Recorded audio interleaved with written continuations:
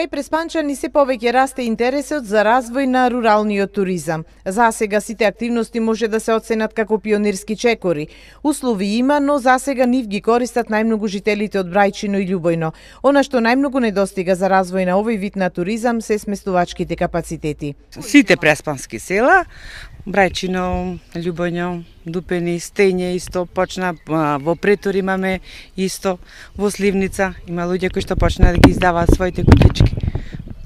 Ама најмасовно мислам тука Брајчино и Љубојно и Стење. Многу мали капацитети што имаме да ги понудиме за алтернативниот туризам, мало сместување сегде е до 3 до 4 легла и до 5, најмногу до 10 легла, што тука е малку не кочи. Секогаш туристите барат повеќе, идат во групи, барат се над 20 луѓе, па да можат исто барат сега што се прават семинари, обуки, сите сакаат да се на едно место.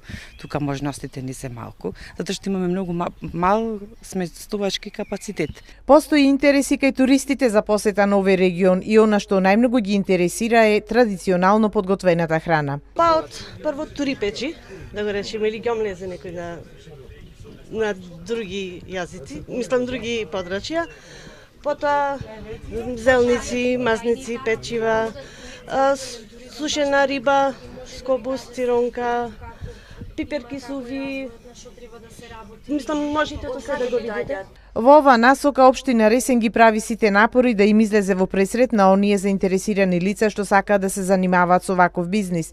Искористувањето на средствата од меѓународни фондови се од голема корист. Правиме напори користејќи ги меѓународните фондови, користејќи ги разните донации од невладини организации и така натаму, да им помогнеме едноставно да ги канализираме тие активности, тие случувања и што поголем број преспанчани да натераме да почнат да се занимаваат со руралниот туризам, бидејќи овдека можностите се навистина огромни. Населението од овој крај смета дека меѓусебното здружување и заедничко делување на овој план може да доведе до поголеми успеси.